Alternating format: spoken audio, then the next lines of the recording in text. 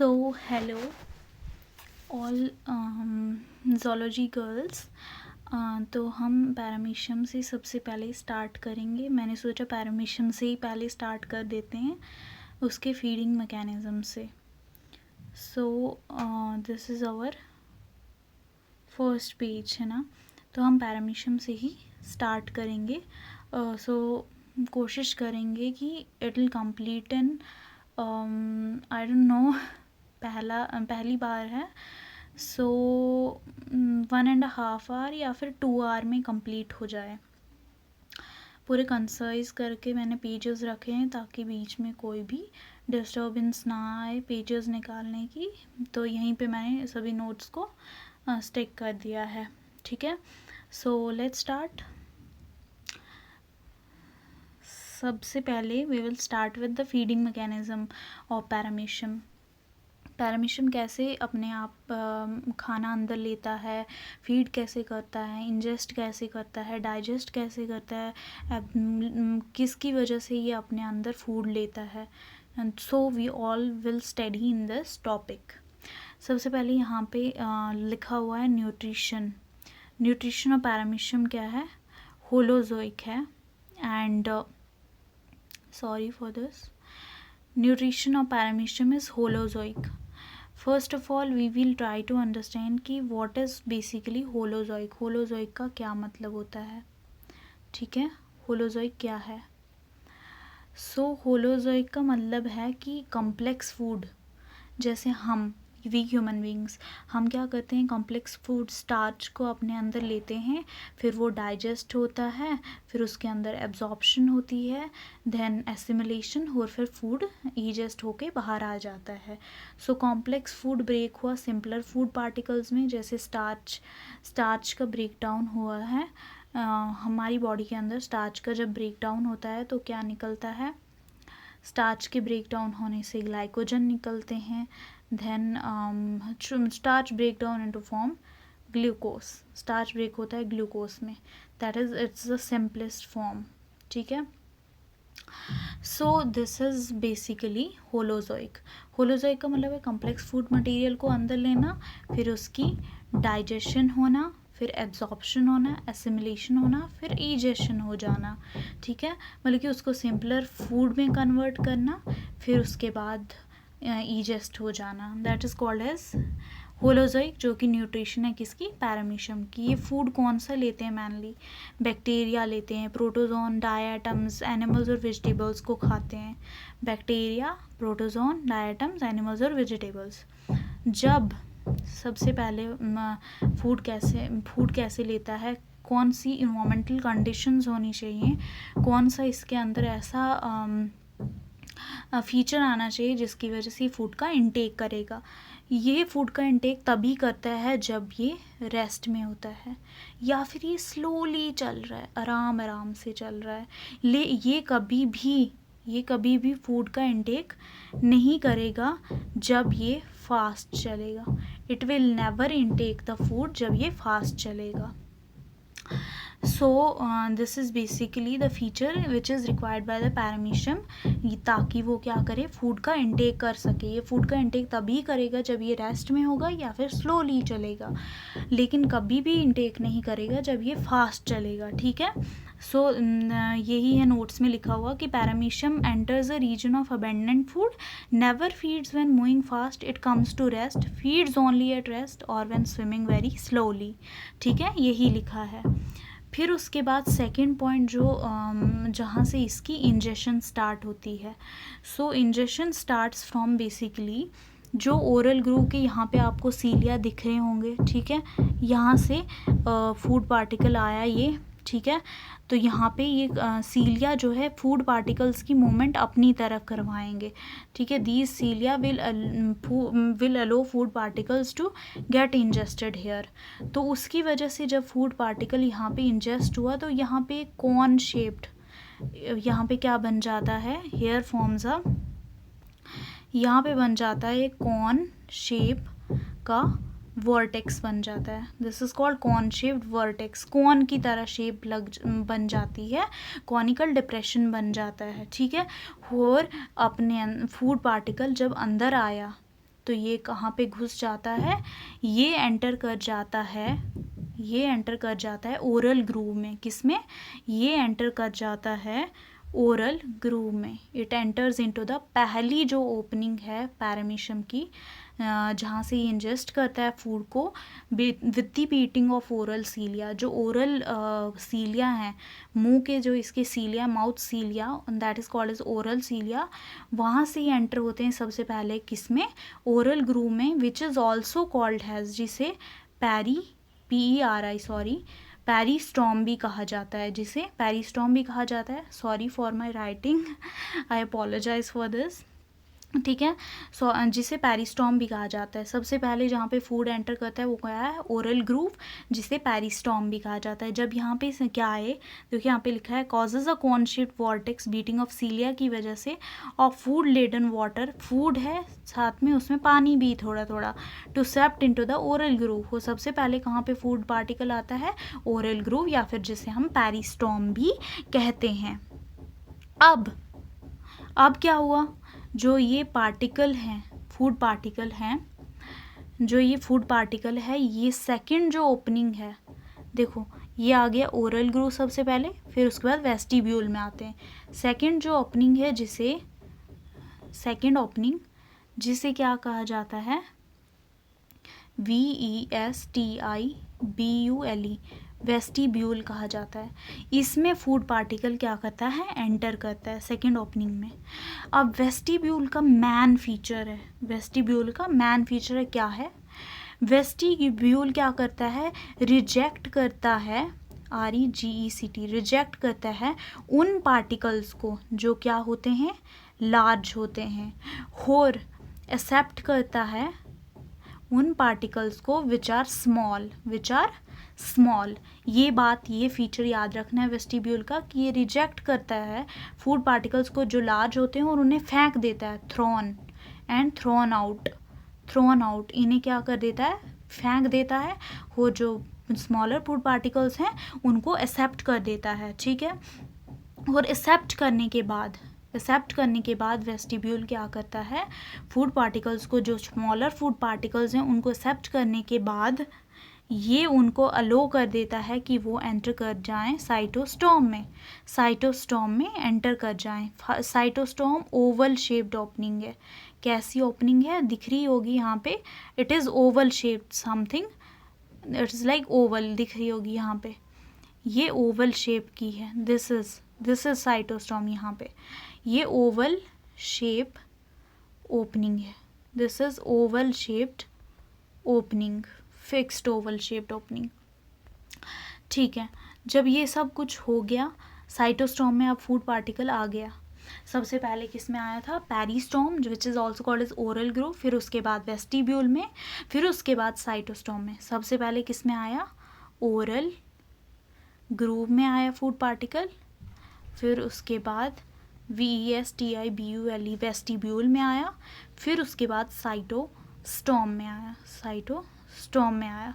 अब उसके बाद साइटोस्टॉम में फूड पार्टिकल जब एंटर हुआ, विच इज़ पैरामीशियम का माउथ, जब साइटोस्टॉम में फूड पार्टिकल एंटर हुआ, जो पैरामीशियम का माउथ है, उसके बाद जो फूड पार्टिकल है, दिख रहा ही होगा यहाँ पे साइटोफेरिंक्स में फूड पार्टिकल आ गया,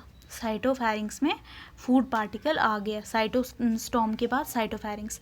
आपको ये याद रखना होगा कि साइटोफेरिंक्स बहुत वाइड होता है, WIDE, it is so wide, दिख रहा है यहाँ पे, जब साइटोस्टॉम से नीचे देखो, it is wide, it is something wide, and that is called cytopharynx. और ये सेंटर की तरफ, पैरामीशियम की जो सेंटर ऑफ बॉडी है, वहाँ की तरफ इसकी क्या होती है, पोजीशन होती है, that is towards the centre, यहाँ पे this is cytopharynx which is wide, याद रखना होगा ये वाइड है, वो towards the centre of paramecium body. I hope you all are understanding this, ठीक है।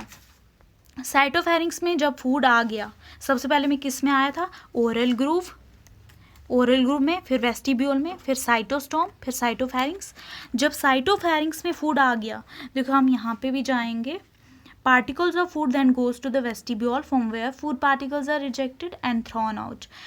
कौन से वाले रिजेक्ट होंगे? जो लार्जर वाले होंगे. Others pass into the cytostom. फिर फूड पार्टिकल एंटर हुआ साइटोफेरिंग्स में. वहाँ पे साइटोफेरिंग्स का मैन चीज़ जो याद रखने वाली है. अब साइटोफेरिंग्स में क्या होगा? CYTOPHARYNX. साइटोफेरिंग्स में क्या होगा? फूड वैक्यूल बनेगी. क्या बनेगी? Food vacuole. जो हमारा वाइड साइटोफेरिंग्स था, यहाँ पे अब फूड वैक्यूल बनेगी जिसके अंदर फूड पार्टिकल एंटर करेगा. Gets filled with the particles of food. जो ये फूड वैक्यूल बनी, फूड वैक्यूल जो बनी, इसके अंदर पार्टिकल जो है फूड पार्टिकल ये भर जाएगा. ये फूड वैक्यूल पार्टिकल जो बाहर से इंजेस्ट किया था पैरामीशियम ने, उससे ये फूड वैक्यूल क्या हो जाएगी? फिल हो जाएगी. साइटोफेरिंग्स ने ही फूड वैक्यूल बनाई और उसके अंदर वो पार्टिकल आ गया जो पैरामीशियम ने क्या करा था? इंजेस्ट करा था. तो फूड वैक्यूल बनी, उसमें पार्टिकल ऑफ फूड भी अच्छी तरह से फिल हो गया. अब उसके बाद अब जो साइटोफेरिंग्स के बाद आता है part, I think you all are seeing this, कि साइटोफेरिंग्स के बाद here comes the. So I will go to the next page ताकि मैं आपको नेक्स्ट पेज में दिखा सकूं कि साइटोफेरिंग्स के बाद फूड पार्टिकल कहाँ पे आता है. Here is the next page. So cytopharynx के बाद you have to remind it कि फूड वैक्यूल बनी. ठीक है, अब फूड वैक्यूल बनी तो क्या होगा? फूड वैक्यूल के बनने के बाद फूड वैक्यूल जो है इसमें जो पार्टिकल ऑफ फूड है, फूड पार्टिकल है, इसके साथ साथ कंटेंट किसका है? दूसरा पानी का भी कंटेंट है. तो फूड वैक्यूल जो है जब ये साइज एक्वायर करेगी, मतलब कि लार्जर साइज, ये अपने आप को ऐसे साइज इंक्रीज़ करेगी. साइज इंक्रीज़ करने के बाद, साइज़ इंक्रीज़ करना है सबसे पहले. जब फूड वैक्यूल के अंदर पार्टिकल ऑफ फूड गया तो ये फूड वैक्यूल क्या करेगी? अपना साइज़ को इंक्रीज़ करेगी. साइज़ को इंक्रीज़ जब करेगी तो जो पोस्ट बकल फाइबर्स हैं, यहाँ पे you are seeing, sorry for this, जो पोस्ट बकल फाइबर्स हैं in the paramecium diagram, these are the post buccal fibres. ये पोस्ट बकल फाइबर्स जो हैं, ये यहाँ पे पोस्ट बकल फाइबर्स जो ओरल ग्रूव के एंड में बकल फाइबर्स हैं, वो क्या करेंगे? उस फूड वैक्यूल को, ये यहाँ पे जो पोस्ट बकल फाइबर्स हैं, ये इस फूड वैक्यूल को क्या करेंगे? पिंच ऑफ कर देंगे. These will pinch of the food vacuole. Pinched of हो जाएगी, यहाँ से फूड वैक्यूल निकल जाएगी, पूरी यहाँ से बाहर निकल जाएगी जब फूड वैक्यूल. फिर आई विल शो यू कि क्या होता है. तो यहाँ पे लिखा है when the food vacuole reaches a certain size, when the food vacuole reaches a certain size, post buccal fibers clasp the food vacuole and is pinched off by them. ठीक है, वहाँ से फूड वैक्यूल बाहर निकल आई. अब food vacuole जब pinched of हो गई तो वैक्यूल में मैंने बताया था कि पानी के साथ, फूड के साथ साथ पानी भी है प्रेजेंट है. तो अब इसके बाद जब वहाँ से फूड वैक्यूल निकली, वहाँ से जब फूड वैक्यूल निकली, वहाँ से जब फूड वैक्यूल निकली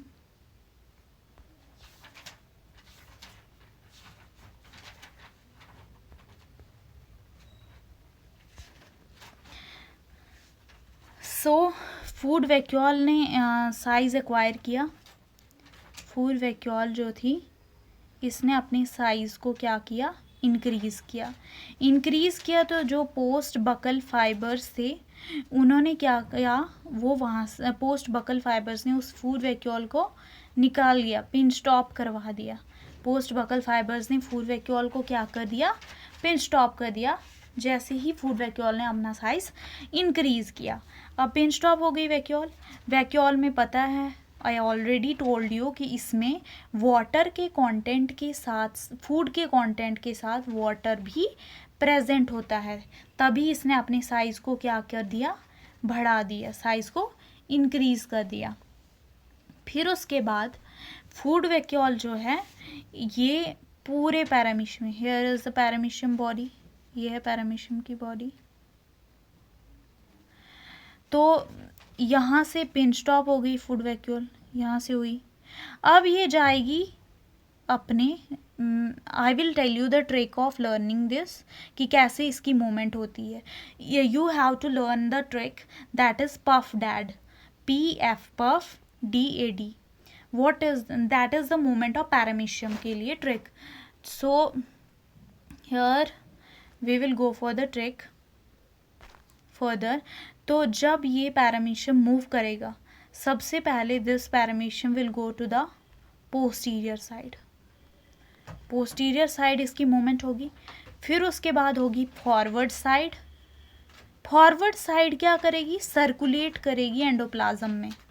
एंडोप्लाज्म जो है इसका, दैट इज इनसाइड वाला साइटोप्लाज्म को एंडोप्लाज्म कहते हैं, which consist of nucleus and various organelles like endoplasmic reticulum वगैरह वगैरह। तो यहाँ पे ये सर्कुलेट करेगी कौन, फूड वैक्यूल पूरे साइटोप्लाज्म में। सबसे पहले पोस्टीरियर साइड पे जाएगी, फिर फॉरवर्ड साइड पे जाएगी, वहाँ पे वो सर्कुलेट करेगी एंडोप्लाज्म में। I will show you, wait I will show you. ये फूड वैक्यूल सबसे पहले कहाँ गई, डायरेक्शन देखिए। सबसे पहले फूड वैक्यूल गई हमारे डॉर्सल साइड की तरफ, हमारे पोस्टीरियर, पोस्टीरियर मीन्स पीछे, पोस्टीरियर मीन्स पाई छाई पीछे, ठीक है, पोस्टीरियर साइड की तरफ गई। फिर उसके बाद फॉरवर्ड, इसके लिए ये डायरेक्शन क्या है, फॉरवर्ड, फॉरवर्ड मीन्स आगे, इसकी डायरेक्शन ये है आगे के लिए, this is forward side, forward side means यहाँ की तरफ, ठीक है, ऊपर की तरफ गई, that is forward, PF DAD। Then कहाँ की तरफ जाएगी, D मीन्स डॉर्सल, देन कहाँ की तरफ जाएगी, देखो यहाँ से फूड वैक्यूल गई, अब ये पीछे की तरफ जाएगी, यहाँ डॉर्सल साइड की तरफ गई। डॉर्सल के बाद ये है A, दैट इज एंटीरियर, अब आएगी आगे की तरफ, अब आएगी माउथ। एंटीरियर कौन सी साइड होती है, जो माउथ की तरफ होती है, माउथ की तरफ, अब आई माउथ की तरफ ये, ठीक है, आई माउथ की तरफ। फिर उसके बाद कहाँ जाएगी, डाउनवर्ड, देखो डाउनवर्ड आ रही है, डाउनवर्ड। देन डाउनवर्ड से होके यहाँ पे बिल्कुल खिचड़ी में चुकी है, सो मैं I will draw it down. So मैंने ट्रिक बताई थी, जो मैंने ट्रिक बताई थी दैट वाज लाइक दिस, कि सबसे पहले मैं से ब्लैक से ड्रॉ करती हूँ। It paramecium body is like this, ठीक है। यहाँ पे जो यहाँ से फूड वैक्यूल का क्लैस्प हुआ, जब इंक्रीज हुई साइज में, तो ये सबसे पहले PF DAD, I told you the trick. सबसे पहले कौन सी साइड में जाएगी, पोस्टीरियर, सबसे पहले कौन सी, पोस्टीरियर, दैट इज ये यहाँ पीछे की तरफ। फिर उसके बाद F मीन्स फॉरवर्ड, ये देखो इसके लिए ये फॉरवर्ड डायरेक्शन है, ये फॉरवर्ड डायरेक्शन, फूड वैक्यूल जा रही है फॉरवर्ड की तरफ गई। सेकेंडली कहाँ की तरफ गई, दैट इज फॉरवर्ड साइड की तरफ, सेकेंडली कहाँ पे, फॉरवर्ड साइड की तरफ। फिर उसके बाद D, that is dorsal side की तरफ। फिर उसके बाद A, अब जाएगी एंटीरियर साइड, आपको इस तरह से लर्न करना है, दैट्स इट। फिर उसके बाद कहाँ जाएगी, फिर उसके बाद जाएगी डाउनवर्ड, डाउनवर्ड मैंने दिखाया, ये है ना पैरामीशियम। अब यहाँ पे ये डाउनवर्ड की तरफ आई फूड वैक्यूल, यहाँ पे इसका क्या है, ये दिस इज द पैरामीशियम का एनॉल। जिस एनॉल को ये है पैरामीशियम का एनॉल, वेट, ये है पैरामीशियम का एनॉल, यहाँ पे ये है एनॉल, और इसको जो पैरामीशियम का एनॉल है, इसे क्या कहा जाता है, साइटोफाइज। दिस इज द पैरामीशियम का एनॉल, जहाँ से फूड पार्टिकल क्या होते हैं, ईजेस्ट, जहाँ से फूड पार्टिकल क्या होते हैं, ईजेस्ट करते हैं। तो यहाँ पे फूड वैक्यूल पहुँच गई, यहाँ से होके सबसे पहले ट्रिक क्या थी, PFDAD, posterior, forward, dorsal, anterior, downward, ये थी साइक्लोसिस मूवमेंट की direction. This is cyclosis movement की डायरेक्शन, DIRECTION, डायरेक्शन। यहाँ पे जब food vacuole downward towards the cytopyge पहुंची, डाउनवर्ड देखो ये डाउनवर्ड डायरेक्शन, साइटोफाइज पे पहुंची फूड वैक्यूल, यहाँ से ये फूड वैक्यूल क्या कर जाएगी, फूड पार्टिकल इसमें से ईजेस्ट कर जाएगा। जो ये मूवमेंट हुई इस दौरान सब कुछ हो गया, that is absorption, digestion, assimilation, ईजेशन, ठीक है। और इस दौरान फूड वैक्यूल जब ये सब कुछ मूवमेंट कर रही थी, इसी दौरान क्या हो गया, इसी मूवमेंट के दौरान सबसे पहले फूड वैक्यूल क्या करेगी, आप देख रहे थे कि फूड वैक्यूल ने सबसे पहले क्या किया था, अपना साइज इंक्रीज़ किया था, ठीक है, मैंने बताया था इंक्रीज़ किया था। फिर उसके बाद जैसे जैसे ये ऊपर जाती जाएगी फिर वहाँ से PFDAD वाली ट्रिक, तो ये साइज़ को क्या कर देगी, इट डिक्रीजेज इट्स साइज़। जैसे जैसे एब्जॉर्प्शन होती रहेगी, एसिमिलेशन होती रहेगी, वैसे वैसे ये अपने साइज़ को क्या करती रहेगी, डिक्रीज़ करती रहेगी। फूड वैक्यूल अपने साइज़ को क्या करती रहेगी, डिक्रीज़ करती रहेगी। और फिर लास्ट में एंड में क्या हो जाएगा, EGESTION, दैट इज़ जो वेस्ट है उसको उसका elimination out of body.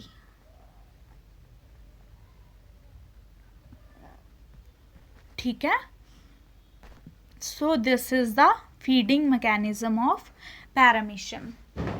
And secondly you have to remind it कि जो फूड वैक्यूल होती है, फूड वैक्यूल के अंदर कौन आते हैं, फूड वैक्यूल के अंदर इंजाइम्स आते हैं। जब ये साइक्लोसिस कर रही होती है, जो मैंने बताया कि मूवमेंट कर रही होती है, ये जो मूवमेंट हो रही है इसके एंडोप्लाज्म में, इसी को प्रोसेस क्या कहा जाता है, प्रोसेस ऑफ साइक्लोसिस कहा जाता है। फूड वैक्यूल के अंदर क्या होते हैं, कुछ इंजाइम्स रिलीज होते हैं, कुछ फूड वैक्यूल के अंदर इंजाइम्स आते हैं। क्या आते हैं, फूड वैक्यूल के अंदर इंजाइम्स आते हैं। क्या आते हैं, इंजाइम्स आते हैं। और ये इंजाइम कहाँ से आते हैं, ये बात है। तो ये इंजाइम्स आते हैं प्रोटोप्लाज्म जो है पैरामीशियम का, वहाँ पे ये इंजाइम क्या होते हैं, रिलीज होते हैं। और इस फूड वैक्यूल के अंदर ये क्या इंजाइम्स आए, ठीक है। तो यही क्या करवाते हैं पैरामीशियम की, these enzymes has done the paramecium की डाइजेशन करवाते हैं इसी फूड वैक्यूल की वजह से। And the second and the most foremost thing which you have learn is कि जो पैरामीशियम है, इसमें जब फूड एंटर करता है, फर्स्टली ये क्या बनता है, एसिडिक, फिर उसके बाद क्या बनता है, alkaline. And you have to learn कि मेजर डाइजेशन, सबसे ज़्यादा डाइजेशन का जो फेज़ है, that is alkaline phase. That is which phase, alkaline phase.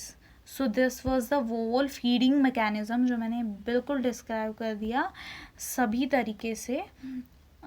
We will go to the notes now here. When the food vacuole reaches a certain size, देखो यहाँ पे लिखा है, जब फूड वैक्यूल रीच करेगी सर्टन साइज पे, post buccal fibres उसे pinch कर देंगे। वैक्यूल में बताया वाटर और कुछ फूड पार्टिकल्स होंगे। रोटेटरी स्ट्रीमिंग मूवमेंट एंडोप्लाज्म की, जिसकी डायरेक्शन क्या थी, PFDAD। ट्रिक क्या थी, पफ डैड, PFDAD। पोस्टीरियर, फिर फॉरवर्ड, फिर डॉर्सल, फिर एंटीरियर, फिर डाउनवर्ड टुवर्ड्स द साइटोफाइज, और वहाँ से इजेस्ट आउट हो जाएगी। इसी रोटेटरी मोमेंट को एंडोप्लाज्म की, जो रोटेटरी एंडोप्लाज्म के अंदर जो ये रोटेटरी स्ट्रीमिंग मोमेंट हो रही है, रोटेशन वाली, ठीक है, इसी को क्या कहा जाता है, साइक्लोसिस कहा जाता है। डाइजेशन मैंने बताया कि इंजाइम्स की मदद से होती है, और ये इंजाइम्स कहाँ से आते हैं, कौन सिक्रीट करता है, प्रोटोप्लाज्म एंडोप्लाज्म और किस में सिक्रीट कर होता है, फूड वैक्यूल में। साइक्लोसिस ही कैरी करेगी फूड वैक्यूल को, डेफिनेट कोर्स बताया कि उसकी मूवमेंट कहाँ से कहाँ होगी, और यही मूवमेंट क्या बना देती है पैरामीशियम का डाइजेस्टिव ट्रैक्ट। यही होता है पैरामीशियम का डाइजेस्टिव ट्रैक्ट, जिसके अंदर सभी डाइजेशन, एसिमिलेशन, एब्जॉर्प्शन वगैरह सब कुछ होता है। ये डाइजेस्टिव ट्रैक्ट कहाँ से शुरू हुआ था मेनली, जब फूड वैक्यूल जो है वहाँ से पिंच टॉप हो गई थी। और कहाँ से पिंच टॉप हुई थी, दैट इज एंड ऑफ साइटोफेरिंक्स से पिंच टॉप हुई थी। कहाँ से पिंच टॉप हुई थी फूड वैक्यूल, ये पिंच टॉप हुई थी एंड ऑफ साइटोफेरिंक्स से। एंड ऑफ साइटोफेरिंक्स से ही इसका क्या होगा, डाइजेस्टिव ट्रैक्ट शुरू होगा। डाइजेस्टिव ट्रैक्ट मीन्स जिसमें डाइजेशन होगी, एब्जॉर्प्शन, एसिमिलेशन। और कहाँ तक इंजेशन थी, जहाँ तक साइटोफेरिंक्स था। ठीक है, so this is digestive tract. जहाँ से डाइजेस्टिव ट्रैक्ट शुरू हुआ वो हुआ साइटोफेरिंक्स से। ठीक है, इसका ट्रिक मैंने बताया PFDAD। ठीक है, ये डायरेक्शन है साइक्लोसिस की, जहाँ पे ये रोटेटरी स्ट्रीमिंग मूवमेंट करता है ऐसे। इट इज़ लाइक दिस, यहाँ से शुरू हुआ, फिर ऊपर PFDAD वाली ट्रिक लगाएंगे तो ख़त्म इसकी। यहाँ से डाउनवर्ड टवर्ड्स द साइटोफाइज गया और वहाँ से लैमिनेट हो गया पैरामीशियम की बॉडी से। ठीक है, ये देखो लिखा है पोस्टीरियर, फिर forward to circulate into the endoplasm, फिर डॉर्सल साइड, फिर एंटीरियर साइड, फिर डाउनवर्ड टवर्ड्स द साइटोफाइज। और वो क्या है, एनॉल पोर। साइटोफाइज पैरामीशियम का क्या है, एनस। ठीक है, so we are done with this feeding mechanism and you have to learn this कि क्वाड्रिलस और पेनिकुलस क्या करते हैं, control the passage of food into the food vacuole. जो फॉर्म फूड वैक्यूल किस साइड पे है, लेटरल साइड पे। जो पैरामीशियम की ये लेटरल साइड है, this is called as lateral. ठीक है, लेटरल साइड की तरफ फूड वैक्यूल जो बनी, उसके जो फूड का पासेज है उनको कौन कंट्रोल करता है, क्वाड्रिलस और पेनिकुलस का काम है ये सब करना, control the passage of food. Content of food vacuole बताया मैंने कि फर्स्टली ये एसिडिक होता है, फिर एल्कलाइन बन जाता है, मेजर डाइजेशन एल्कलाइन फेज में होती है। और ईजेशन कहाँ से होता है, साइटोफाइज से विद सम फोर्स से। So 27 minutes already done. Now we will go to the development of cycon. I know it's so tough, but yes, we will cover it. Development of cycon में we will study सबसे पहले कौन सी cleavage होती है। Has I already told you all कि सबसे पहले यहाँ पे होलोब्लास्टिक क्लीवेज होती है।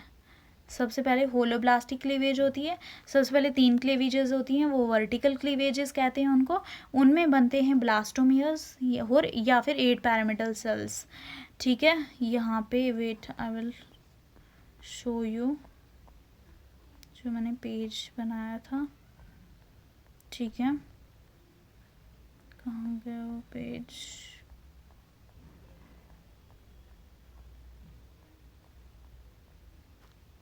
वेट मैं आपसे बता देती हूँ डायग्राम से।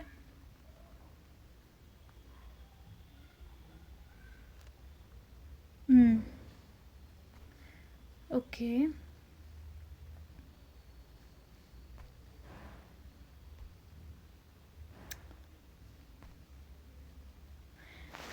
तो सबसे पहले जो 3 क्लीवेजेस होंगी वो कौन सी होंगी, वर्टिकल क्लीवेज। कौन सी क्लीवेजेस होंगी, वर्टिकल क्लीवेजेस। और उसमें क्या बनेंगे, देखो मैं दिखाती हूँ। This is the zygote. ठीक है, जो हमारा ओवम जाइगोट है, वहाँ पे क्या होंगी, सबसे पहले वर्टिकल क्लीवेज। कौन सी क्लीवेज होगी, वर्टिकल क्लीवेज। और वहाँ पे बनेंगे, ये देखो यहाँ पे बनाती हूँ मैं, ये 8 पैरामिडल सेल्स बनेंगे। 1 2 3 4 5 6 7 8। These are 8 pyramidal cells. How many? 8 pyramidal cells, जिन्हें कहा जाए blastomeres. As you all know कि हम में भी जो डिविजन्स होती हैं वहाँ पे क्या बनते हैं, ब्लास्टोमियर्स। ठीक है, these are cells 8 pyramidal shape के। This is pyramidal shape। 8 pyramidal cells होते हैं जिन्हें ब्लास्टोमियर्स भी कहा जाता है। सबसे पहले कौन सी क्लीवेज हुई, वर्टिकल क्लीवेज। सबसे पहले कौन सी क्लीवेज हुई, वर्टिकल क्लीवेज। फिर उसके बाद होगी 3 वर्टिकल क्लीवेजेस हुई, फिर उसके बाद होगी हॉरिजेंटल क्लीवेज जो सिंगल होगी। कैसी होगी? सिंगल होगी, और उसमें अनइक्वल ब्लास्टोमेयर्स बनेंगे। कैसे अनइक्वल ब्लास्टोमेयर्स? अनइक्वल कैसे? वेट, मतलब इसमें 8 माइक्रोमेयर्स बनेंगे और 8 क्या बनेंगे? मैक्रोमेयर्स। माइक्रो मीन्स स्मॉल सेल्स बनेंगे और मैक्रो मीन्स लार्ज सेल्स बनेंगे। मैं दिखाती हूँ यहाँ पे। पहले 3 क्लीवेजेस हुई, फिर उसके बाद हॉरिजेंटल क्लीवेज होगी। ब्लास्टोमेयर जो है डिवाइड करेंगे अनइक्वली, ठीक है। फिर हॉरिजेंटल क्लीवेज के बाद, हॉरिजेंटल क्लीवेज जब होगी उसमें अनइक्वल ब्लास्टोमेयर्स बनेंगे। मैंने बताया उसमें क्या होगा, अनइक्वल ब्लास्टोमेयर्स में 8 लार्ज सेल्स होंगे और 8 स्मॉल सेल्स होंगे। लार्ज सेल्स को मैक्रोमेयर्स और स्मॉल सेल्स को माइक्रोमेयर्स कहा जाएगा। जो मैक्रोमेयर्स हैं, याद रखना है, फ्यूचर एपिडर्मिस बनाता है, बल्कि epidermal layer that is outer layer बनाता है, आउटर बाहर वाली लेयर। और जो स्मॉल सेल्स हैं वो बनाते हैं फ्यूचर कोएनोसाइट्स, और कोएनोसाइट्स जो हैं बनाती है कोएनोडर्म। कोएनोडर्म जो कौन सी लेयर है? इनर। कौन सी लेयर है कोएनोडर्म? इनर लेयर है। अब अगर हम बात करें मैक्रोमेयर की, ये अनडिवाइडेड हो, इसके बाद अनडिवाइडेड रहेगा, बिल्कुल भी डिवाइड नहीं करेगा। और जो इसके सेल्स होंगे ये कैसे बन जाएंगे? राउंडेड, गोल और ग्रैनुलर। और उन राउंडेड सेल्स के अंदर क्या होंगी? ग्रैन्यूल्स होंगी। और उसके मिडल में it is like this, granule इसके अंदर, और साथ में इसके मिडल पे एक ओपनिंग आएगी।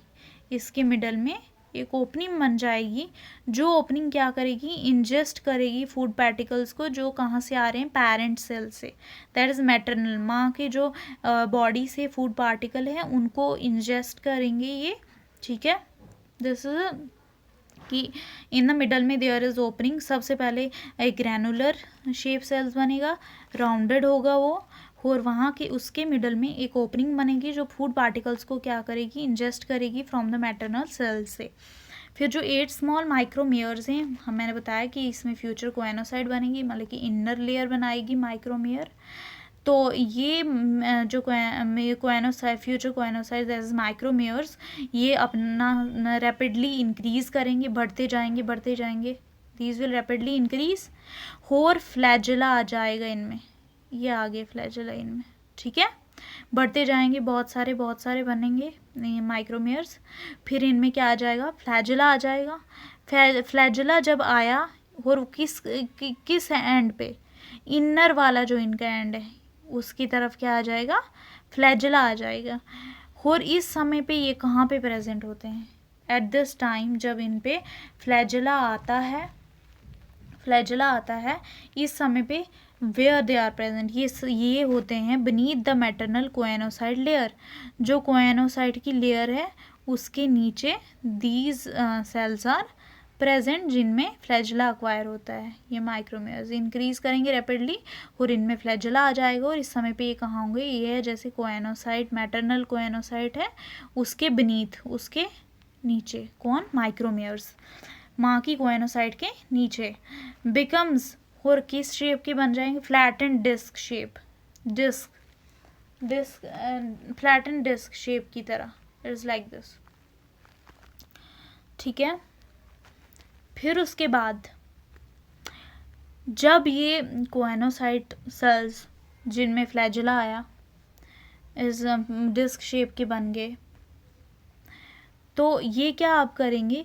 इसी स्टेज को जब इनमें ये सब कुछ हुआ, that is they were beneath the choanocyte layer, ये फ्लैजिलेटेड हो गए, इंक्रीज किए रैपिडली, इस स्टेज को कौन सी स्टेज कहा जाता है? स्टोमोब्लास्टुला स्टेज। Which stage? स्टोमोब्लास्टुला। सो अभी तक की जो सबसे पहली स्टेज देखी, सबसे पहली थी कि जब हमारे आठ सेल्स बने थे पैरामिडल। फिर उसके बाद जब 16 बने, उनमें से 8 मैक्रो थे, 8 माइक्रो थे। मैक्रो जो है एपिडर्मिस बनाएंगे आउटर लेयर, माइक्रो जो है future choanocyte that is inner layer बनाएंगे। मैक्रो अनडिवाइडेड रहेंगे कुछ देर के लिए, फिर उसके बाद अनडिवाइडेड रहेंगे, फॉर सम टाइम, फिर उसके बाद राउंडेड और ग्रैनुलर बन जाएंगे, मिडिल में उनकी ओपनिंग होगी जहाँ से फूड पार्टिकल एंटर करेगा मैटरनल से। तो 8 स्मॉल माइक्रोमेयर्स जो हैं फ्यूचर कोएनोसाइट्स बनाएंगे, इंक्रीज करेंगे रैपिडली, फिर उनमें फ्लैजेला आ जाएगा।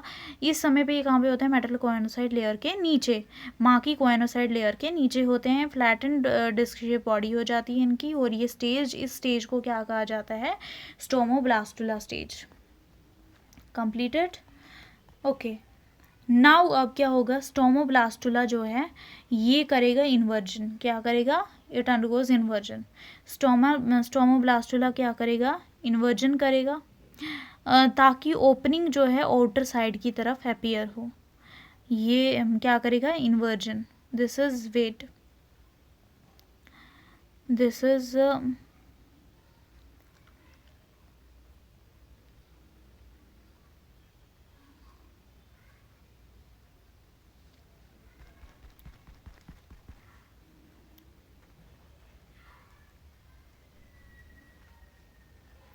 This is the outer flagellated हैं ये जो कोएनोसाइड लेयर बना रहे थे, एंड ये हैं granular. I think you are seeing the granules here, granular और राउंडेड वाले जो फ्यूचर एपिडर्मिस बनाएंगे। ठीक है, अब ये क्या करेगा, इन्वर्जन, दैट इज उल्टा होगा, ताकि जो इसकी ये जो माउथ ओपनिंग है ये फ्लैजिलेटेड साइड की तरफ, ये ओपनिंग कहाँ पे आ जाए, नीचे आ जाए। ये ओपनिंग कहाँ पे आ जाए, नीचे की तरफ आ जाए। अब ये ओपनिंग नीचे की तरफ आएगी, ये ओपनिंग नीचे की तरफ आ जाएगी, और ये जो फ्लैजिलेटेड सेल्स हैं ग्रैनुलर वाले फ्लैजिलेटेड सेल्स हैं, ये ऊपर की तरफ आएंगे, और ये ओपनिंग कहाँ की तरफ आएगी, नीचे की तरफ आएगी। ठीक है, is like this. So that the opening towards the stomoblastula undergoes inversion, so that the opening towards the outer side appears. Okay, sorry for this, wait, इन्होंने क्या करी, इन्वर्जन करी। वो जो पहले वाला मैंने दिखाया था ना, ओपनिंग यहाँ पे थी, वो ही है, दिस इज लाइक दिस। ठीक है, यहीं पे जब ये इन्वर्जन कर लेगा तो यही जो ओपनिंग है, यही ओपनिंग जो आउटर साइड की तरफ आई, दिस इज इन्वर्जन। ठीक है, पहले कैसे था, wait I will show you.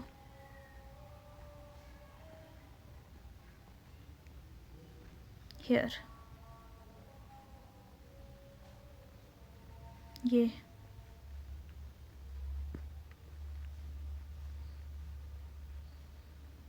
ये देखो, यहाँ पे जब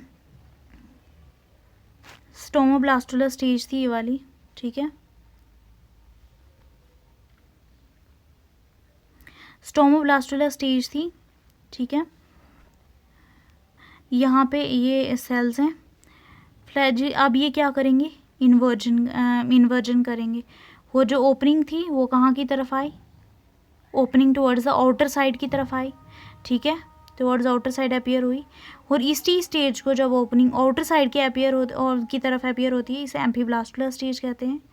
ये क्या करेंगे, अब ये एम्फीब्लास्टुलर स्टेज में जो लार्वा है ये वाला, ये क्या करेगा, ये अपने आप को बाहर निकालेगा। सबसे पहले रेडियल कैनाल में जाएगा, फिर वहाँ से बाहर निकल के जो ऑस्कुलम मदर का, वहाँ से बाहर निकल के कुछ घंटे के लिए क्या करेगा, स्विम करेगा अपने फ्लैजिला की मदद से, जो इसको फ्लैजिला अक्वायर हुआ था। फिर उसके बाद जब फ्लैजिला से स्विम करेगा, स्विम करने के बाद इसमें कौन सी स्टेज आ जाएगी, गैस्ट्रुलेशन स्टेज आ जाएगी, और उसमें क्या होगी, इन्वेजिनेशन होगी। फिर से इन्वेजिनेशन होगी।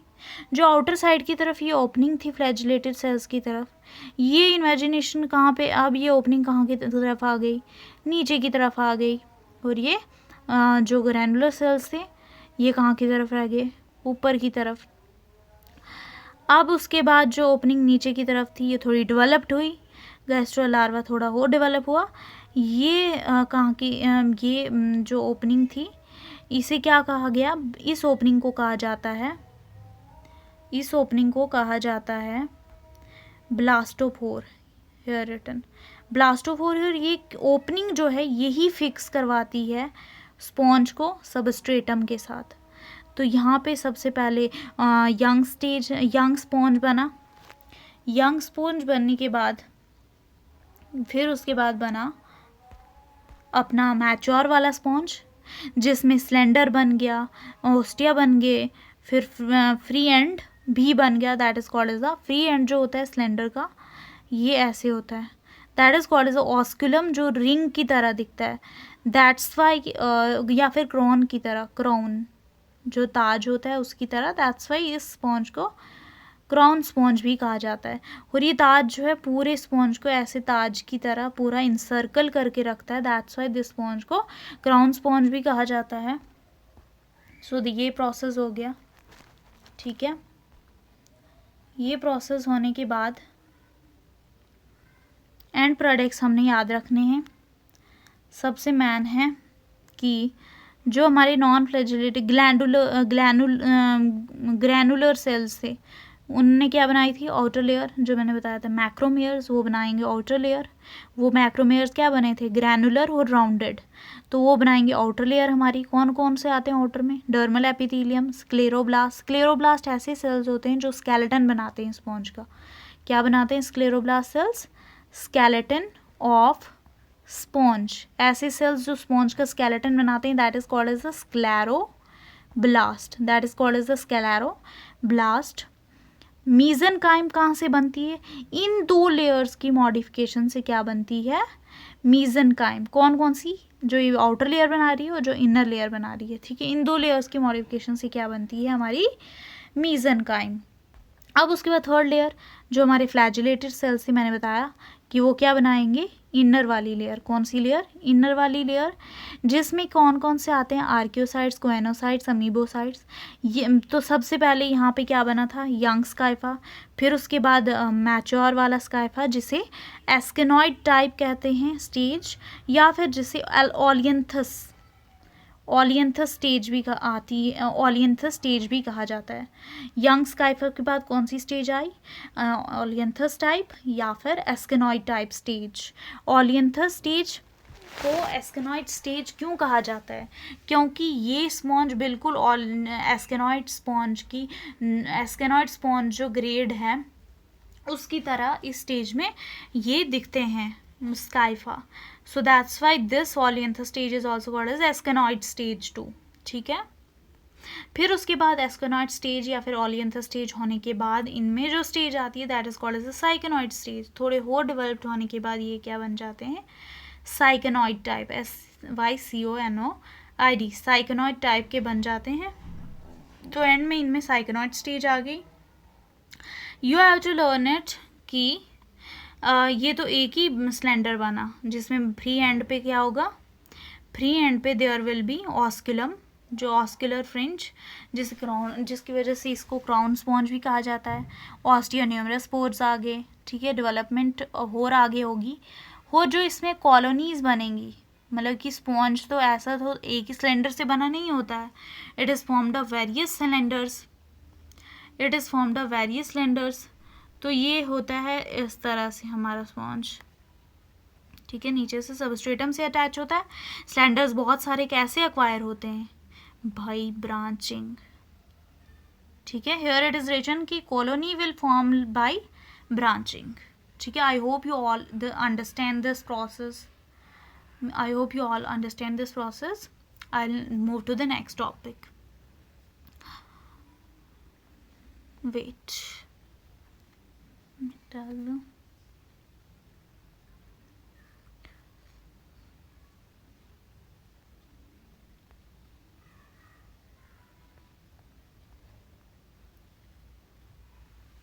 so we will read about it.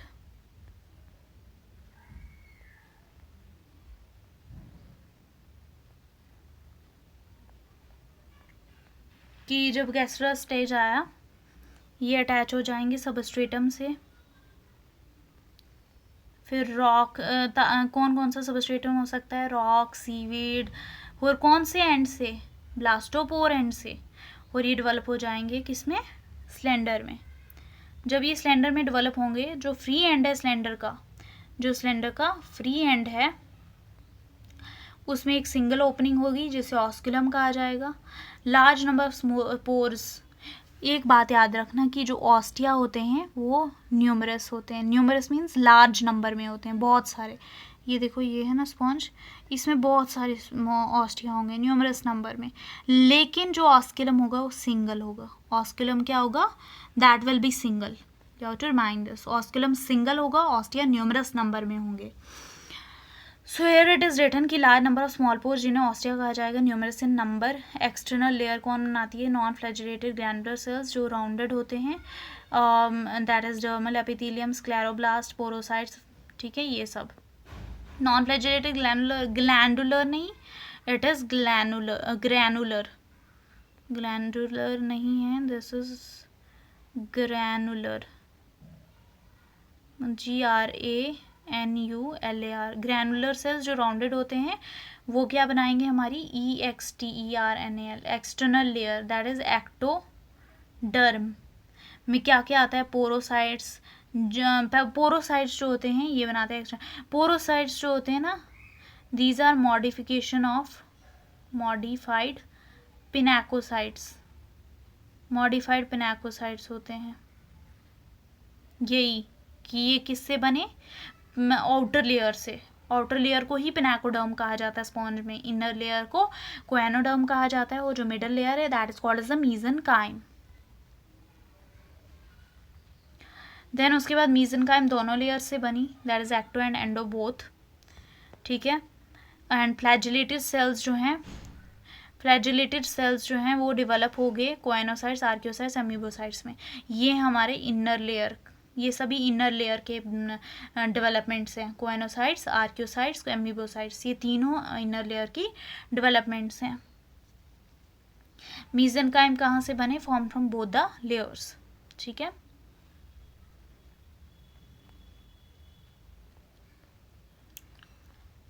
Young स्काइफा जो है सबसे पहले ऑलियंथस स्टेज पे पहुंचा, सिमिलर टू द एस्केनॉइड स्पॉन्ज, इसलिए इस स्टेज को एस्केनॉइड स्टेज भी कहा जाता है। साइकेनॉइड स्टेज उसके बाद जो कम्प्लीटली डेवलप होगी। कॉलोनीज कैसे बनेंगी? ब्रांचिंग से बनेंगी।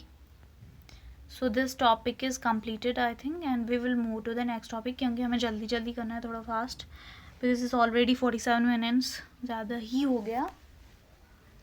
We will move to the next. So now the जो हम टॉपिक पे मूव करने वाले हैं that is the kingdom animalia. Kingdom animalia, ये आपको याद रखना कि दो सब किंगडम्स होती हैं इसकी, दो सब किंगडम्स हैं इसकी, that is protozoa, metazoa. I think इतना डिटेल्ड में मैम ने भी नहीं बताया होगा। Tell me in the comments कि आपको समझ आया कि नहीं अच्छे से। सो प्रोटोजोआ एंड मेटाजोआ में डिवाइडेड है किंगडम एनिमलिया। प्रोटोजोआ हम सब जानते हैं ए सेलुलर माइक्रोस्कोपिक एनिमल है, जिनमें एक या फिर ज़्यादा न्यूक्लियाई भी हो सकते हैं। न्यूट्रिशन इनकी होलोजोइक, होलोफिटिक। होलोजोइक होती है एनिमल लाइक, जैसे कि हम कॉम्प्लेक्स फूड पार्टिकल को लेते हैं, फिर मैंने बताया एब्जॉर्प्शन, एसिमिलेशन, डाइजेशन वगैरह सब कुछ होगी, और रिजेशन के थ्रू जो अनडाइजेस्टेड मैटर है वो बाहर आ जाएगा। होलोफिटिक प्लांट लाइक, इनमें भी सैप्रोजोइक, पैरासिटिक, ये सब न्यूट्रिशंस प्रोटोजोआ में होती हैं। मेटाजोआ की बात करें, ये मल्टी सेलुलर एनिमल्स होते हैं और इनकी भी 3 ब्रांचेस हैं। सबसे पहले मीजोजोआ है, फिर पैराजोआ है, मीजोजोआ है, फिर उसके बाद पैराजोआ है, फिर उसके बाद यूमेटाजोआ है, ठीक है। फिर यू हैव टू लर्न, सबसे पहले हम मीजोजोआ में जाएंगे। मीजोजोआ जो हैं इनमें 50 स्पीशीज़ हैं और ये स्ट्रक्चर बनाते हैं जिसे स्टीरियोब्लास्टुला कहते हैं।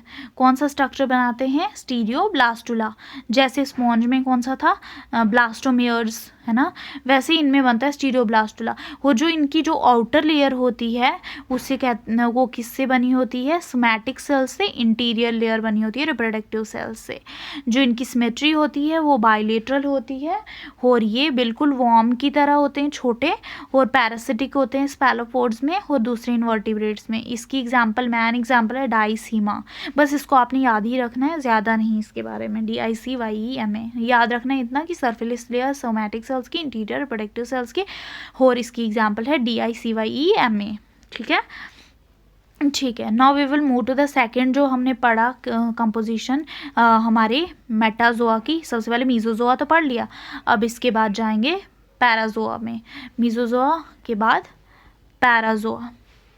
सो पैराजोआ जो है ये, इसमें आपने याद रखना है, देखो ये कंफ्यूज कर देता है वर्ड, दैट इज़ पैराजोआ। ये यूनिट 2 जो है वो उसमें लिखा गया है नीचे जनरल कैरेक्टरिस्टिक्स ऑफ पैराजोआ, जो कि आधे बच्चों को समझ नहीं आ रहा था कि क्या है Parazoa. So basically it is phylum Porifera, basically phylum Porifera. अब पैराजोआ के क्या कैरेक्टरिस्टिक है, सेलुलर ग्रैड विद अनसेपेंड टिश्यू फॉर्मेशन, तभी तो ये पॉरीफेरा फाइलम दिया गया है पैराजोआ को, क्योंकि ये बिल्कुल फाइलम पॉरीफेरा की तरह कैरेक्टरिस्टिक्स शो कर रहा था। ना ही इनमें माउथ होते हैं पैराजोआ में, ना ही डाइजेस्टिव ट्रैक्ट होता है, ना ही ऑर्गन सिस्टम होता है, बॉडी पोरस होती है, पोरस मतलब कि छोटे छोटे पोर्स जैसे कि मैंने दिखाया स्पॉन्ज में प्रेजेंट है, that are numerous pores called as a ostia कहा जाता है जिन्हें, और एक सिंगल लार्ज ओपनिंग है जिसे क्या कहा जाता है, ऑस्क्यूलम। तो इनकी बॉडी पोरस होती है, इंटरनल कैविटीज़ जो बताया, और स्पॉन्ज में जो इंटरनल लार्ज सेंटर में और जो लार्ज गैस्ट्रोवेस्कुलर कैविटी होती है उसे क्या कहते हैं, स्पॉन्जोसील। तो वो सेम कैरेक्टरिस्टिक्स पैराजोआ शो कर रहा है जो फाइलम पॉरीफेरा में है, तो इसलिए पैराजोआ को फाइलम पॉरीफेरा को पैराजोआ में रखा गया है, ठीक है। एग्जाम्पल है स्काइफा, यूप्लेक्टिला, हाइलोनीमा, यूसोमिया, मतलब कि सभी पॉरीफेरा के जो ऑर्गेनिजम्स हैं वो सब आते हैं पैराजोआ में, तभी पैराजोआ को फाइलम पॉरीफेरा भी कहा जाता है। Now we will move to the third जो इसकी क्लासिफिकेशन है मेटाजोआ की, दैट इज यूमेटाजोआ। यूमेटाजोआ दो में डिवाइडेड है, रेडिएटा एंड बाइलेट्रिया। रेडिएटा वो होंगे जिनमें रेडियल सिमेट्री होगी, बाइलेट्रिया वो होंगे जिनमें बाइलेटरल सिमेट्री होगी, ठीक है, ठीक है। फिर उसके बाद यूमेटाजोआ टिश्यू या फिर ऑर्गन सिस्टम, ऑब्वियसली रेडियल वाले टिश्यू भी हो सकते हैं, ऑर्गन सिस्टम भी, जैसे हमने देखा था अपने सिलेंट्रेटा, टीनोफोरा, इन सब में रेडियल सिमेट्री होती है, और कुछ स्पॉन्जेस में भी। और यूमेटाजोआ में माउथ और डाइजेस्टिव ट्रैक्ट प्रेजेंट होता है, बॉडी बिल्कुल भी पोरस नहीं होती, सिलेंट्रेट में कोई पोरस नहीं है, या फिर प्लैटिहेल्मिन्थेस में नहीं है, तो और कैविटीज़ भी नहीं होती इनमें, विदाउट कैविटीज़ कोएनोसाइट की लाइनिंग होती है। ग्रेड 1 जो है, सबसे पहले कौन सा है, ग्रेड 1, दैट इज़ जो हमने बताया रेडिएटा, फिर उसके बाद बाइलेट्रिया। सबसे पहले ग्रेड 1 के बारे में अंडरस्टैंड करेंगे। रेडिएटा में क्या होता है, प्राइमरी रेडियल सिमेट्री होती है, टिश्यूज प्रेजेंट होते हैं, ऑर्गन सिस्टम्स थोड़े थोड़े बने होते हैं, इंसिपिएंट। मीजोडर्म जो है वो ड्राइव होती है एक्टोडर्म से, इनमें ये ज़्यादा उतना याद नहीं रखना जितना ये दो चीज़ें याद रखनी है। बॉडी स्पेस को डाइजेस्टिव कैविटी कहा जाता है with mouth but no anus, mouth तो होता है लेकिन एनएस इनमें प्रेजेंट नहीं होता, जैसे कि प्लैटिहेल्मिन्थेस में है ना, आपने देखा था कि उसमें ब्लाइंड सैक बॉडी प्लान होता है, किस किस में, सिलेंट्रेटा हो गए, टीनोफोरा हो गए, प्लैटिहेल्मिन्थेस वगैरह वगैरह। निडेरिया देखो लिखा है सिलेंट्रेटा, है ना। फिर उसके बाद जो सेकंड ग्रेड है उसे बाइलेट्रिया कहा जाता है, उसमें बाइलेटरल सिमेट्री होती है, और bilateral symmetry later modified to radial symmetry. इसकी बेस्ट एग्जांपल है इकाइनोडर्मेटा, उसमें जो लार्वा होता है ना उसका, इकाइनोडर्मेटा का, वो बाइलेटरल सिमेट्री शो करता है, और जो उसका अडल्ट फॉर्म होता है वो शो करता है रेडियल सिमेट्री। सो ऐसा भी अगर किसी में है, वो भी किस ग्रेड में आता है, वो ऑर्गेनिज्म भी बाइलेट्रिया ग्रेड में आता है। Organ system grade of organisation bilateria वाले शो करते हैं, प्लैटिहेल्मिन्थेस से स्टार्ट होते हैं, वेल डेवलप्ड मीजोडर्म है इनमें, और मोस्टली बॉडी स्पेसेस जो हैं इनमें प्रेजेंट होती हैं, बॉडी स्पेसेस प्रेजेंट होती हैं, लेकिन डाइजेस्टिव जो कैविटी है जैसे स्पॉन्जोसील थी, अपनी गैस्ट्रोवेस्कुलर कैविटी थी, ये सब कुछ इनमें प्रेजेंट नहीं होता, लेकिन बॉडी स्पेसेस प्रेजेंट होती हैं, माउथ और एनस दोनों प्रेजेंट होते हैं। रेडिएटा में एनस नहीं था, लेकिन ग्रेड 2 बाइलेट्रिया में हमारा माउथ और एनस दोनों प्रेजेंट होते हैं, बिल्कुल भी डाइजेस्टिव कैविटी नहीं होती, बॉडी स्पेसेस प्रेजेंट होती हैं। I hope you all understanding this. So we will move to the next topic, थोड़ा for fast, I hope I am not going fast, sorry for this, but we are going so late. I hope we will complete in 1.5 hour. So we will move to the next topic, that is our bilateria. Bilateria को ही further दो divisions में divide किया गया है, Protostomia, डिटेरोस्टोमिया.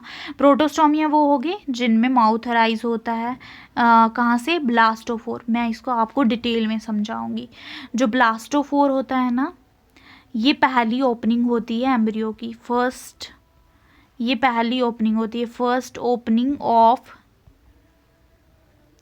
Embryo.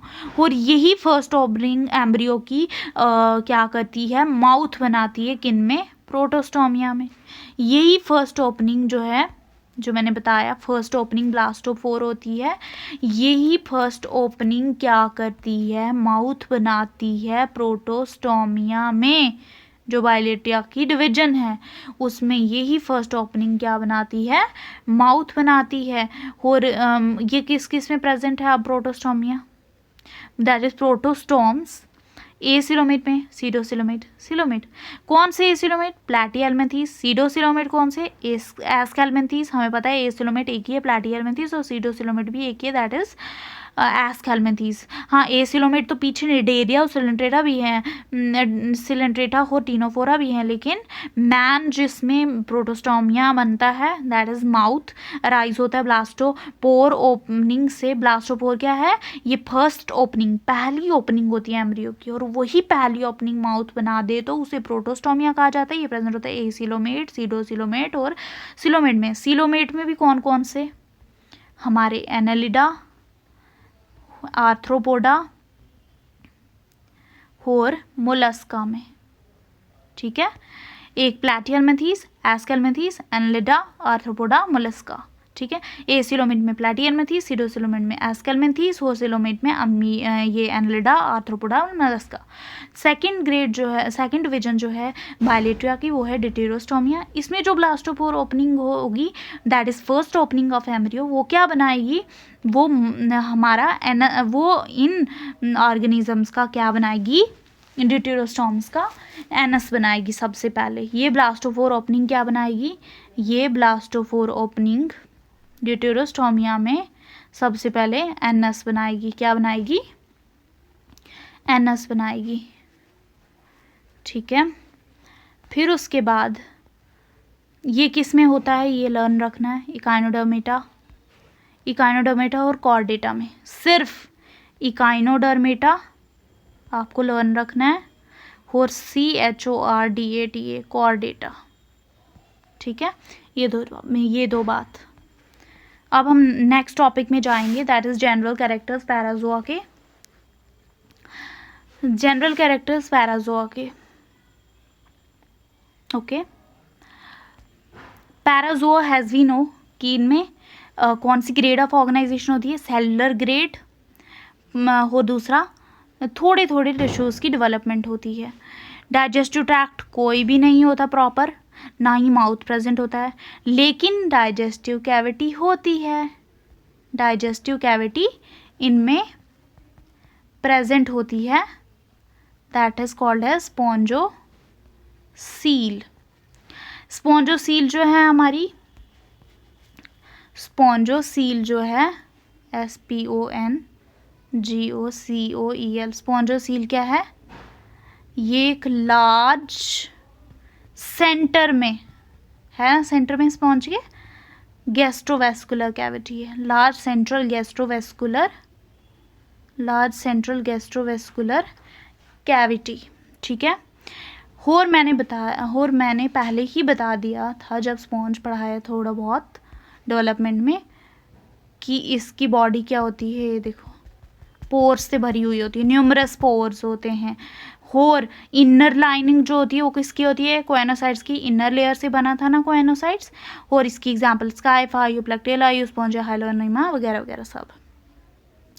सो ये सब कुछ Parazoa के कैरेक्टरिस्टिक्स हैं. जो जनरल कैरेक्टर्स हैं उनके बारे में बताते हैं. जनरल कैरेक्टर्स में कहाँ पे रहते हैं, सबसे पहले आपको पता ही होगा, 11th में भी स्टडी किया था इसके बारे में, कि ये सेसाइल होते हैं, सीडेंट्री होते हैं और प्लांट्स की तरह होते हैं. देखो ये प्लांट्स की तरह होते हैं, इनका शेप बिल्कुल प्लांट्स की तरह है। सबस्ट्रेटम से अटैच होते हैं, नीचे सबस्ट्रेटम से अटैच है।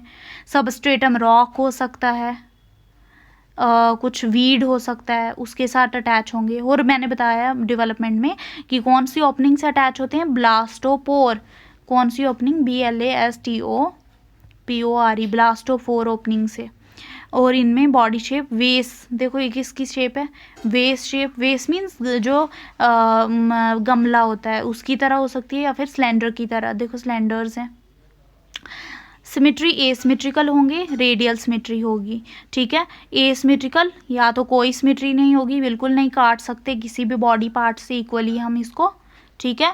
एसिमेट्रिकल होंगे या फिर रेडियल सिमेट्री। रेडियल सिमेट्री क्या होती है, रेडियल सिमेट्री हो गई, ये है ना, रेडियल सिमेट्री हो गई कि यहाँ से हम जैसे ये है सेंटर, यहाँ से इसको हम किसी भी हाल से इक्वल पार्ट्स में काट सकते हैं। यहाँ से यहाँ से यहाँ से इक्वल पार्ट्स बनने चाहिए। या तो ये रेडियल सिमेट्री कुछ कुछ में होती है या फिर एसिमेट्रिकल होते हैं, ठीक है। फिर मैंने बताया कि इनमें बॉडी ओपनिंग्स होती हैं और न्यूमरस पोर्स होते हैं। जो न्यूमरस पोर्स होते हैं उन्हें क्या कहा जाता है, ऑस्टिया कहा जाता है। न्यूमरस पोर्स को ऑस्टिया कहा जाता है। वो जो सिंगल ओपनिंग होती है, सिंगल लार्ज, थोड़ी लार्ज होती है ओपनिंग, उसे क्या कहा जाता है, OSCULUM, ऑस्कुलम कहा जाता है, ठीक है। We are done with this now. अब उसके बाद वी विल मूव टू, देखो यहाँ पे लिखा है कि और इसी ऑस्कुलम के थ्रू वाटर जो है वो गोज आउट, बाहर चले जाता है। ये सिंगल लार्ज ओपनिंग होती है, देखो लिखा है यहाँ पे, ओस्टिया के थ्रू वाटर एंटर करता है बॉडी में और water goes out through the osculum. जो सिंगल लार्ज ओपनिंग है, one or more large opening एक हो सकती है, सिंगल मैनली स्पॉन्जेस में वन ही होती है, ठीक है। We will now move to the cellular organisation. इसकी सेलुलर ऑर्गेनाइजेशन क्या है, मल्टी सेलुलर बॉडी है, ठीक है। आउटर लेयर बता दिया था डेवलपमेंट में, पिनाकोडर्म है, एक्टोडर्मल है, और इनर लेयर कोएनोडर्म है। वहाँ पे मैंने ये भी बता दिया था कि आउटर लेयर पिनाकोडर्म कहाँ से किससे बनती है, मैक्रोमेयर्स, जो लार्ज ग्रैनुलर सेल्स थे। और इनर लेयर कौन से थे, वो जो फ्लैजेलेटेड सेल्स बने थे ना, choanocytes, that's why it's also called as choanoderm, ठीक है। Now we will talk about जो सेंट्रल गैस्ट्रोवैस्कुलर कैविटी है उसे स्पॉन्जोसील कहा जाता है। और इसमें बहुत सारे कैनॉल्स होते हैं जो आगे हम पढ़ेंगे कैनॉल सिस्टम में। रेडियल कैनॉल्स हो गए, फिर इनकरेंट कैनॉल्स, फिर उसके बाद इसमें बहुत सारी ओपनिंग्स भी होती हैं, ठीक है, अपर्चर्स होते हैं, देन एक्सकरेंट कैनॉल्स होते हैं, एंड देन उसके बाद लास्ट में स्पॉन्जोसील और आउटर होगी ऑस्कुलम, ठीक है। स्केलेटन इनमें कैलकैरियस, दैट इज कैल्शियम का, और कैलकैरियस स्पाइक्यूल्स मीन्स लाइम का, ठीक है, कैल्शियम का बना हुआ। सिलिशियस स्पाइक्यूल्स मतलब कि सिलिका का बना हुआ। सिलिशियस स्पाइक्यूल्स जो है वो कौन सिक्रिएट करता है, silicoblast cells. Calcareous spicules calcoblast cells. Spongin fibres spongioblast cells. Spongin fibres कौन से, स्पॉन्जियोब्लास्ट वाले सेल्स। तो स्केलेटन तीन तरह का हो सकता है, या तो कैलकैरियस वाला, सिलिशियस वाला, या फिर स्पॉन्जिन फाइबर्स का, ठीक है। फिर उसके बाद we will talk about its mouth, ठीक है। माउथ की बात करें, मतलब कि उसके अंदर जो डाइजेशन होगी, माउथ तो यूजुअली इसमें होता नहीं है। डाइजेशन मैनली इसमें कौन सी होती है, इंट्रासेल्युलर होती है।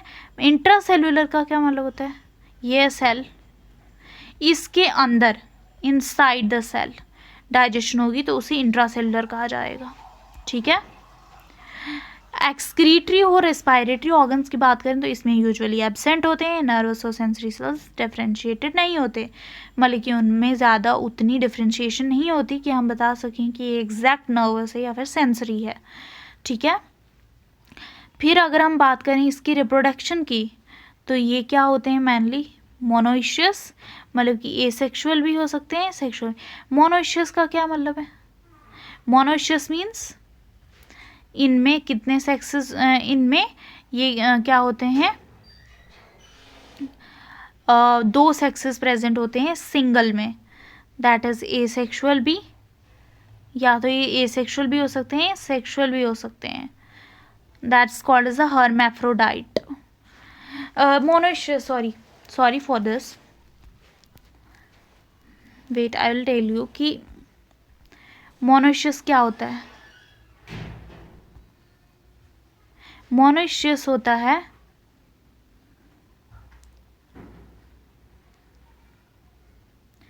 मतलब कि इनमें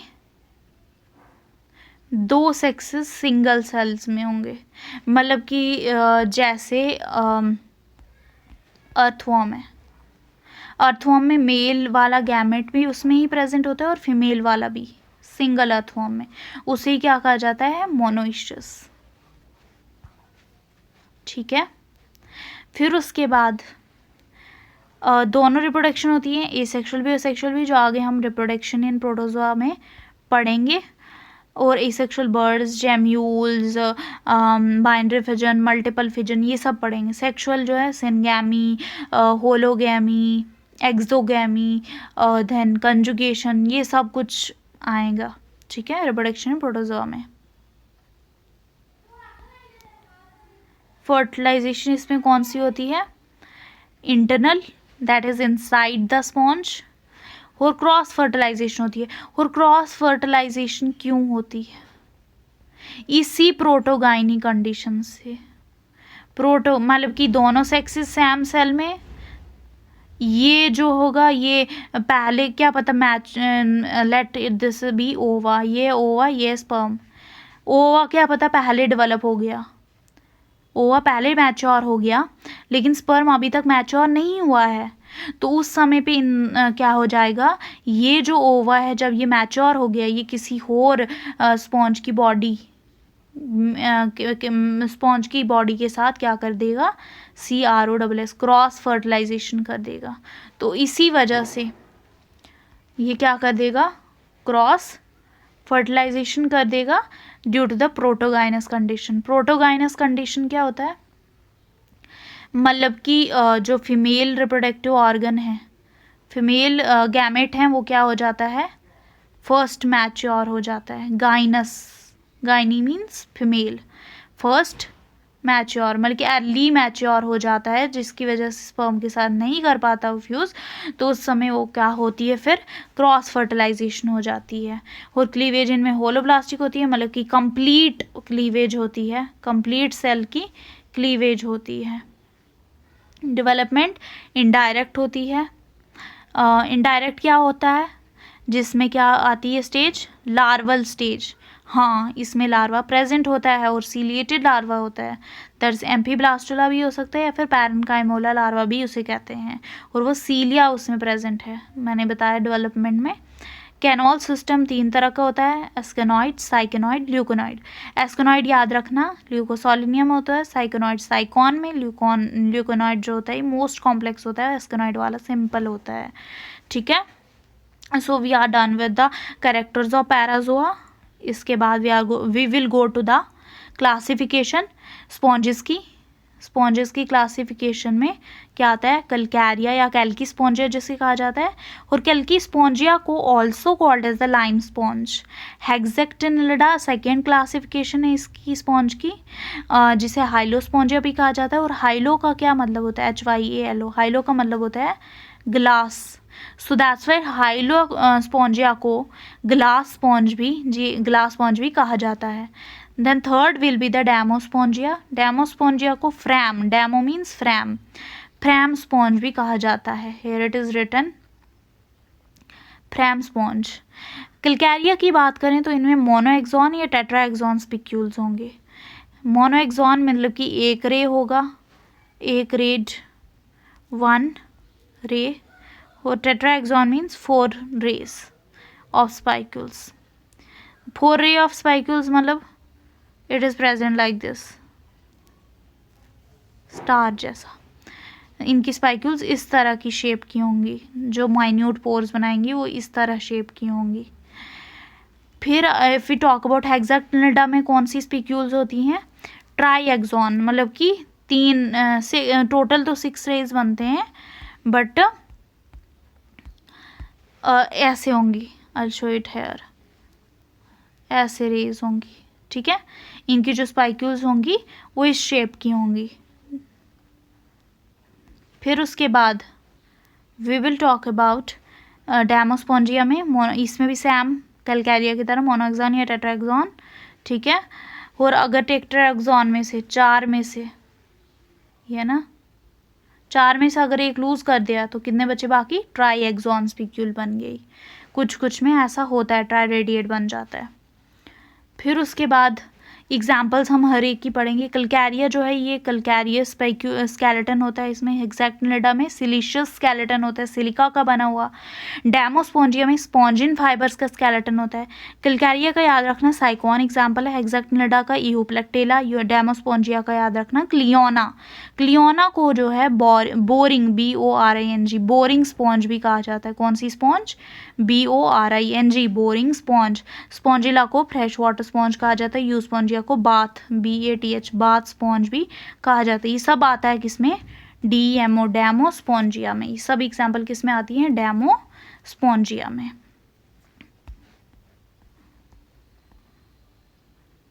So next is the Skypa. We will cover it in the second that is complete lecture of the our internals. So because अभी बहुत हो गया, I am busy with something. So I hope you like the lecture. Like, share and subscribe. Thank you for this.